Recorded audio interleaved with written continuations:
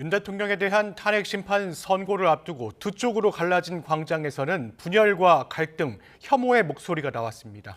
마은혁 헌법재판관 후보자 임명을 둘러싼 여야의 대치 국면도 심화하고 있는데요. 전국 상황 짚어보겠습니다. 윤기찬 변호사, 설주환 변호사 나오셨습니다. 안녕하십니까? 안녕하세요. 네, 3.1절 연휴를 맞았어요. 여야 모두 이제 대규모 장외 여론전에 나섰습니다. 그런데 지난 1일 탄핵 반대 집회에서 공개된 김용현 전 국방부 장관의 편지 내용이 좀 논란이에요. 헌법재판관을 처단하자 이런 내용이 있었습니다. 이런 표현을 쓴 이유가 뭘까요? 글쎄요, 그럼 본인한테 물어봐야 되겠죠. 근데 아마도 처단하자라는 용어를 이제 김용현 전 장관이 한번 쓴 적이 있잖아요. 예. 그거를 비교해 본다면 이제 단죄하자 이런 취지로 보여요. 근데 처단이라는 의미가 주는 것은 사실 현재 시대상과 비춰볼 때 전혀 안 맞는 단어 선택인 것이고, 그다음에 처단하자 이렇게 특정 재판관 이름까지 거론해가면서 상당히 부적절하죠. 위험하고. 다만 이제 각하해라 이렇게 헌법재판소에 요구하는 건 가능합니다.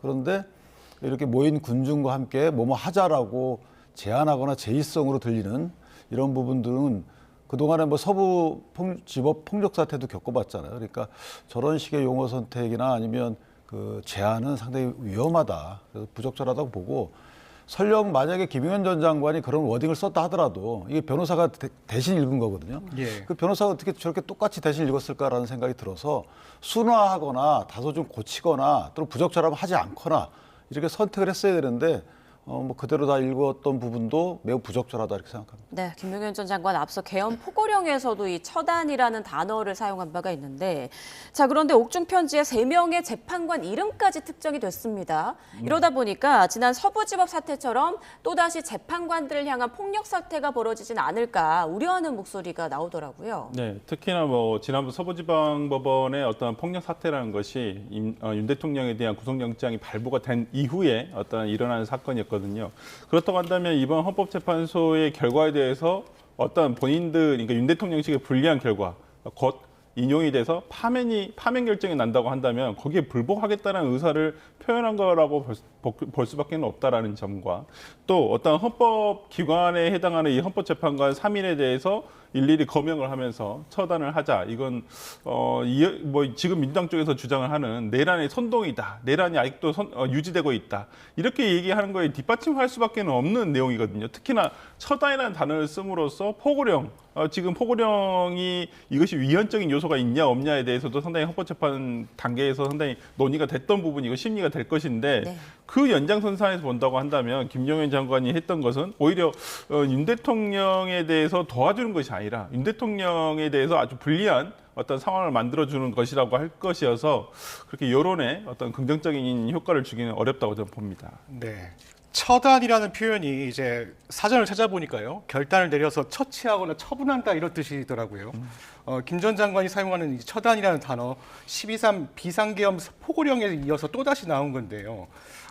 좀 이런 표현 좀 쉽게 쓴다 이렇게도 판단할 수 있을 것 같습니다. 단어 자체가 주는 섬뜩함이 있는데, 두 분 다 변호사이시니까요. 현재 내란 등의 혐의로 재판을 받고 있는 상황인데, 이게 탄핵 심판 그리고 형사 재판에서 어떤 영향을 줄 수 있을지 그것도 좀 궁금하거든요.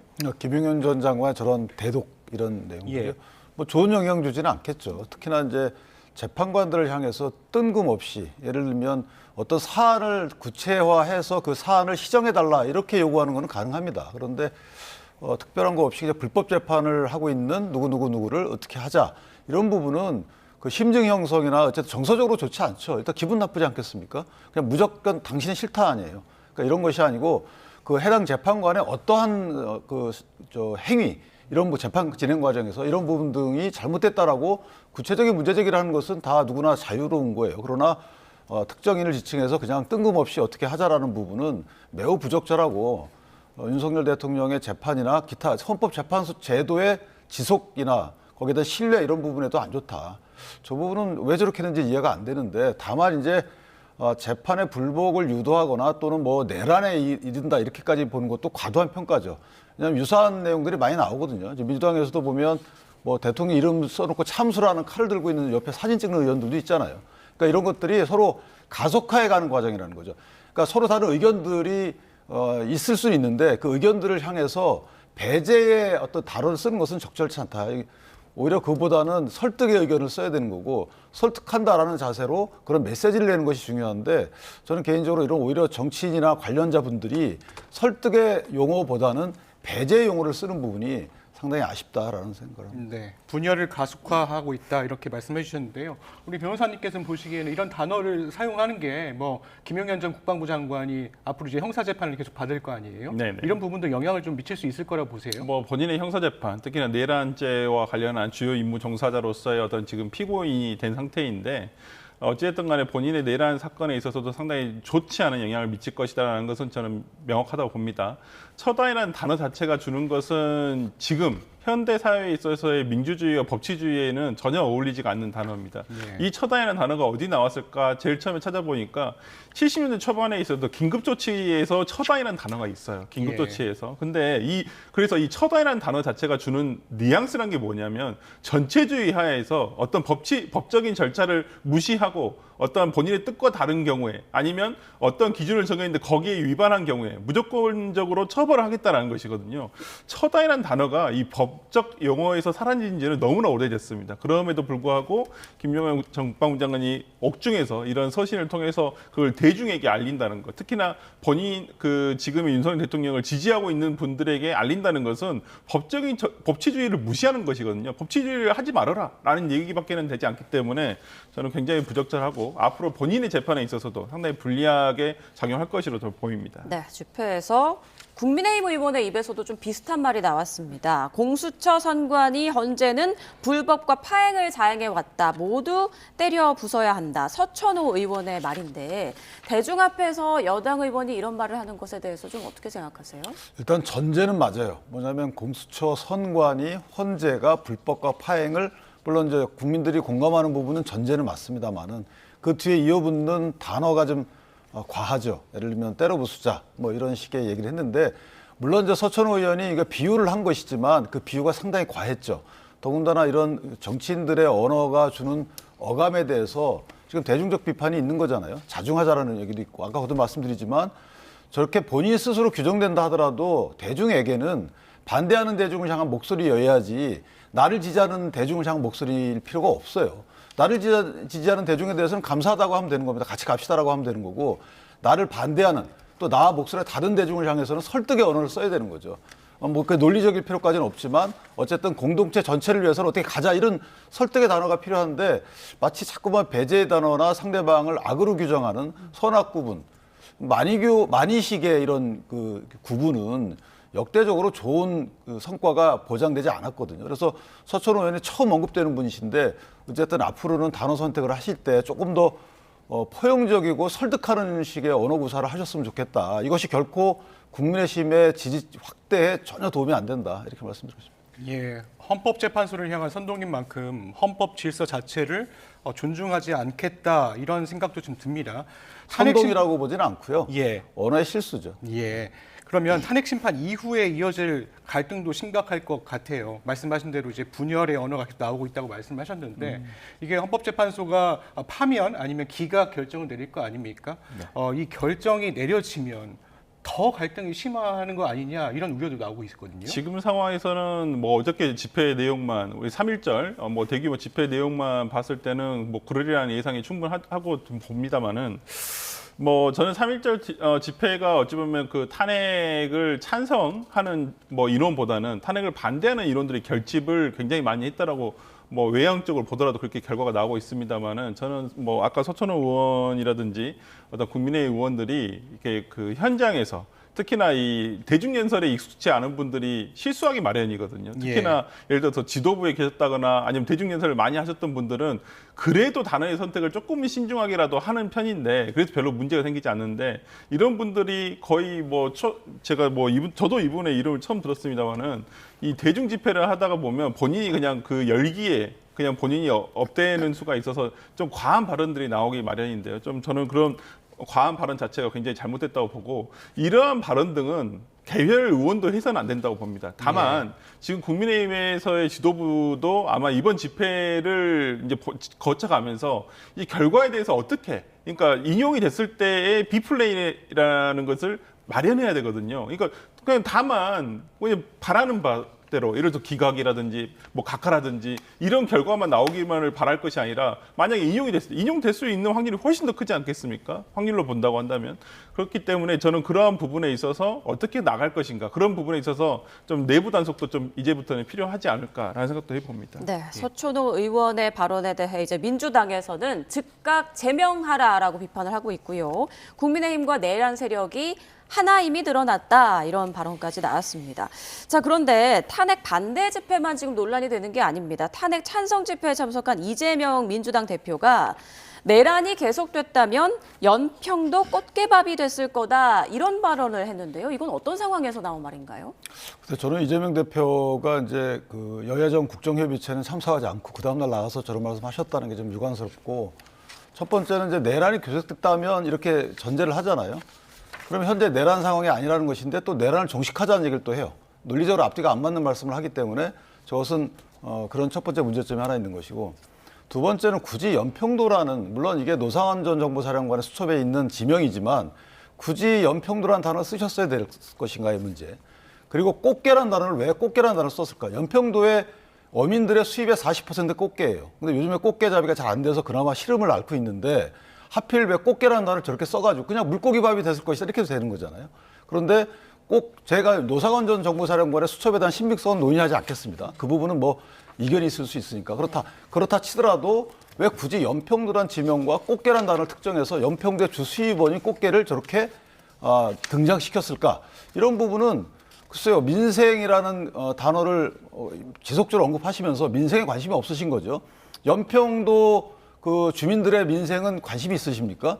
관심이 있으면 저렇게 꽃게라는 단어를 언급했을까요? 저는 지역 폄하라고 보지 않습니다. 그리고 뭐 배준영 의원처럼 그렇게 구체적인 비판하지 않겠지만 어쨌든 민생에 대해서 일고에 관심도 있으시다면 연평도 주수입원인 꽃게에 대해 저렇게 말씀하지 않았을 것이다. 그리고 본인이 스스로 논리적 앞뒤가 안 맞는 말씀을 해주시는 거고, 만약에 저기 나가서 저렇게 하실 거면 차라리 민생에 대해서 얘기하지 마시고 여야정 협의체에도 참석하셨어야 되는 게 아닌가요? 저는 이런 것을 볼 때 과연 야당 대표로서의 직무 수행은 방기하시고 대통령 후보로서의 욕심은 챙겨나가시고 이런 부분이 상당히 아쉽다 이렇게 생각합니다. 네, 이재명 대표 발언에 대해서 국민의힘에선 연평도 어민과 장병을 폄훼했다 이런 입장을 밝혔는데, 설 변호사님 생각은 어떠신가요? 이재명 대표의 발언? 뭐 집회에서의 발언이고 현장에서의 발언이기 때문에 조금은 과하다게 생각할 수도 있다고 봅니다. 특히나 이제 이재명 대표가 어찌 되었든 간에 지금 뭐 조기 대선이 언제 열릴지는 모르겠습니다만은 뭐 현재 여론조사상으로 보면 가장 유력한 주자가 아니겠습니까? 그 특히나 야당에서는 독보적인 뭐 위치를 점하고 있는데 굳이 이런 말씀까지 안 하셨어도 되지 않았을까? 굳이 이제 항상 말에서의 사고가 터지는 것은 비유라든지 이런 부분이 터지거든요. 맞습니다. 그런데 저도 조금 이런 부분을 듣고 연평도 꽃게밥이라는 말은 우리가 잘 쓰지 않는 단어이기도 하고 좀 그냥 뭐 지칭하는 어떤 특정 지역이라든지 이런 부분에 있어서 반감을 살 수도 있겠다라는 생각이 있어서 그냥 단순히 지역구의 뭐 어떤 의원이 아닌 대통령 후보로서 나갈 정치인이기 때문에 조금 이런 비유에 있어서도 너무 가볍게 할 필요는 없으시다. 저는 그렇게 봅니다. 예, 이번에 좀 주제를 바꿔보죠. 마은혁 헌법재판관 후보자 임명을 두고도 여야 대치 국면이 이제 심화하고 있습니다. 헌재 위헌 판단이 내려진 뒤에도 최상목 대통령 권한대행이 아직 결정을 내리지 않고 있어요. 먼저 두 분은 최 대행이 어떤 결정을 좀 내려야 한다고 보십니까? 일단 한덕수 총리에 대한 그 탄핵 심판 결과가 나온 뒤에 그 탄핵 심판 결과에 따라서 입장을 정리하지 않을까라는 생각이 돼요. 왜냐하면 한덕수 총리의 탄핵 사유 중에 헌법재판관 불임명이 있거든요. 예. 임명 보류가 있기 때문에 그 임명 보류에 대해서 과연 헌법이나 법률 위반이 맞는지 여부, 그다음에 맞다면 이게 중대한지 여부, 그런 것들을 보고 나서 본인 입장을 정리하지 않을까라는 생각이 들고, 지금 문제가 뭐냐면 마은혁 재판관의 임명이 갖는 의미가 상당히 복잡해서 그래요. 이게 단순히 헌재 구성권을 완료하는지 문제의 여부를 떠나서 어떤 사건이 진행 중에 있는데 해당 재판관의 어떤 입장이 이미 명확히 거의 드러나 있는 상황이거든요. 여야가 이건 이견이 없어요. 저 재판관이 들어가시게 되면 누구한테 불리하고 누구한테 유리할지. 이런 것에 대해서는 사실 거의 다 마음속으로 계산하고 있거든요. 이런 차원에서 거의 진행되고 있는 상황에서 새로 들어가신다. 이건 문제가 하나 있는 거고, 두 번째는 소추기관인, 그러니까 공소제기한 국회에서 재판관을 구성하는데 헌재라는 재판관을 구성하는데 재판 진행 중에 3분을 넣는 거예요.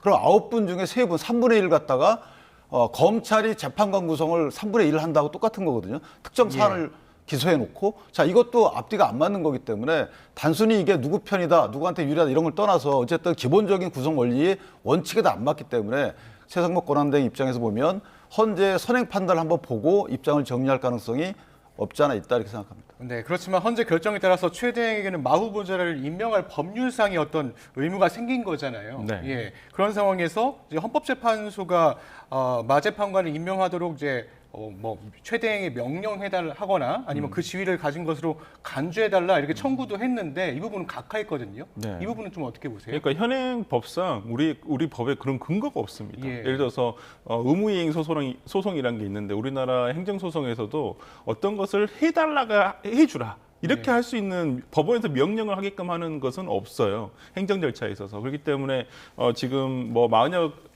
재판관에 대해서 최상목 권한대행이 어떤 임명을 해야 되는 의무는 발생했습니다. 헌법적 의무는 발생을 했습니다만은 아무래도 이게 그냥 단순히 법리적인 부분만으로 끝날 부분은 아니라고 보고요. 예. 저도 이제 윤기찬 변호사님이 말씀해 주신 대로 아마 최상목 권한대행으로서도 지금 그 한덕수 총리에 대한 탄핵 결과가 나오는 것을 보고 아마 하지 않을까라는 생각이 들고 또 언론의 보도에 의하면 이번 주 안에 날 수도 있다라는 얘기도 있기 때문에 본인이 어떤 그 마은혁 헌법재판관이라는 대통령의 권한 행사잖아요. 근데 그 대행의 대행 체제인데 그것을 행사하는 것은 정부적으로 봐서도 상당히 부담스러운 상황일 것이다 생각이 들기 때문에 저는 아마 최상목 권한대행이 이 마은혁 재판관을 임명하기에는 본인의 어떤 부담감을 떨쳐내기는 너무 어려울 것이라 봅니다. 네. 그런데 사실 이런 문제도 있어요. 사실 이제 그 헌재에서 위헌 판결을 하게 되면 뭐든지 그걸 시정해야 되는 게 맞죠. 예. 헌법상 의무는 맞습니다. 근데 그 언제까지 할지 또는 다른 조건들에 대한 고려 이런 것들은 어느 정도 보장돼야 되는 게 맞는 것이고요. 그런 차원에서 국회에 대해서도 저희가 헌법 불합치 결정 등을 한 것이 35건이에요. 35건이 아직도 고쳐지지 않고 있습니다. 법률 제정도 안 되고 개정도 안 되고 있어요. 그럼 국회는 지금 다 위헌인가요? 그럼 국회의원 300분은 다 위헌해서 탄핵 소추돼야 되는 건가요? 그런 식의 논리가 따르는 것이고 대법원도 같은 입장인 것이고 해서 이 부분은 어느 정도 헌재가 만약에 이걸 시정하십시오라고 하게 되면 물론 시정할 의무가 부여되는 건 맞습니다만은 예. 언제까지 어떻게 시정할지 여부는 또한 재량이 부여된 것이라서 저는 국회의 그 헌재에 대한 태도나 그건 권한대 행정부의 수반인 대통령의 헌재에 대한 태도나 같다고 봅니다. 따라서 같은 논리가 적용되는 것이기 때문에 저것을 압박할 필요는 없다 이렇게 생각합니다. 네, 국민의힘에서는 최 대행이 임명 불가 입장을 밝힐 때까지 단식하겠다. 박수영 의원이 이렇게 밝혔는데 이 단식 현장을 찾은 그 권영세 비대위원장이 이런 말을 했어요. 마 후보자의 경우 여야가 합의해서 임명하는 몫이다. 거기에 어긋나게 민주당이 일방적으로 지명을 하고 청문회를 했다. 여기에서 그 여야가 합의한다는 부분, 이 부분이 계속 쟁점이 되고 있는데 저희가 좀 어떻게 이해해야 될까요? 이 부분은 이제 헌재가 사실관계 인정을 했지만 그 사실관계 인정이 맞진 않다고 국민의힘은 생각하는 거예요. 예를 들면 여야가 인사청문회를 요청한도 같이 냈고 이런 것들이 있던 건 맞습니다만은 전제가 틀렸다는 거죠. 국민의힘 입장에서 보면 헌재 재판소장 후보자에 대해서는 합의해 주기로 하고 나머지를 동의했던 부분인데 전제가 지금 안 됐던 부분이고 헌재는 이에 대해서 전제가 될 만큼 이 정변 급변기이기 때문에 그게 이행이 안 됐던 거다라고 하는데 그건 헌재의 판단이죠. 국회에서 국회의원만의 각자 입장이 있는 겁니다. 이게 만약에 비상계엄이라는 정세가 급변했다 하더라도 이미 여야 간에 합의한 건 그럼 그것대로 지켜져야 되는 거 아니겠습니까? 그런데 그 전제에 대해서는 또 인정 안 하고 후반에 대해서는 또 인정하고 이 헌재 이게 약간의 모순이 있는 거고 또 하나는 국회 관행을 인정하지 않습니다. 여당 한 명, 야당 한 명, 한 명은 여야 합의 이런 게 국회 관행이었다라고 하는데 이 자체도 헌재는 인정하지 않아요. 국회가 해온 관행을 헌재가 인정하지 않아요. 저는 이게 이해가 안 되는 부분인데 자 이런 여러 가지 사실관계 인정 내용에 있어서 국민의힘은 인정하기 어렵다는 부분이고요. 또 하나는 시점의 문제예요. 자 선출될 시점에 여야 합의가 유지되고 있지 않았기 때문에 이 부분은 여야 간의 합의가 없다라고 보는 게 맞다라는 국민의힘의 주장이 깔려 있는 거예요. 네. 네, 민주당은 최상목 권한대행이 이제 헌재 판단에도 즉각 이제 마 후보자를 임명하지 않은 것에 대해서 반발해서 국정협의체 불참을 선언했습니다. 네.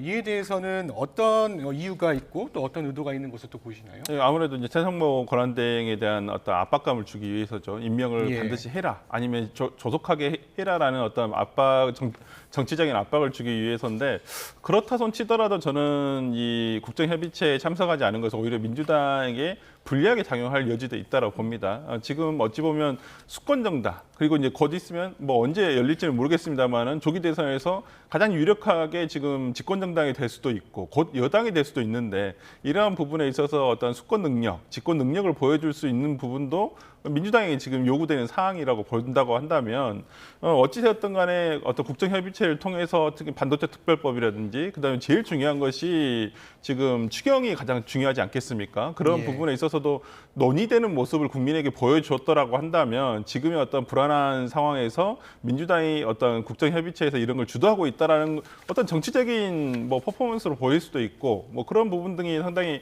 저는 긍정적인 효과가 났을 수도 있다고 보는데, 다문 그냥 참석하지 않았다. 뭐 실질적으로 이루어질 수는 각 당의 생각은 국정협의체를 열심히 할 생각은 없다는 것은 알겠어요. 하지만 어쨌든 간에 형식적인 모습, 그리고 그런 것들이 지금 재계라든지 경제계에 미치는 영향은 또 다르거든요. 예. 그렇기 때문에 그러한 모습에서 좀 안정감을 줄 수 있었을 텐데 그러지 못했다는 점에 대해서는 좀 아쉽다고 생각을 하고, 어찌됐든 간에 민주당으로서는 최상목 권한대행에 대해서 이 임명하지 않은 부분에 대해서는 뭐 탄핵 사유 된다라고 보겠지만, 이것을 쉽사리 탄핵안을 어떤 의결을 한다든지 이러기는 굉장히 어려운 상황일 것이라고 보여서, 그냥 이러한 상태가 계속되면서 아마 한덕수 권한대행이 돌아온다고 한다면, 만약 탄핵이 기각 때 돌아온다고 한다면 한덕수 권한대행에 대해서, 한덕수 총리에 대해서 이런 정치적인 압박감을 계속 주지 않을까라는 생각을 해봅니다. 네, 예. 이렇게 탄핵 심판 선고를 앞두고 정치권이 양분된 가운데 조기 대선을 준비하는 잠룡들의 움직임은 좀 빨라지고 있습니다.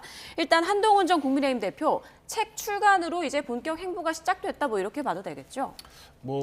연극 관람도 하신 것 같고요. 네. 아마 본 메시지도 또 내고 있고 SNS도 활발하게 움직이고 있어요. 본격적인 행보를 시작했다라고 보여지고, 그 행보의 기조는 아직까지는 명확히 드러난 바 없지만 기존의 기조하고는 약간 달라진 부분도 없지 않아 있는 것 같습니다.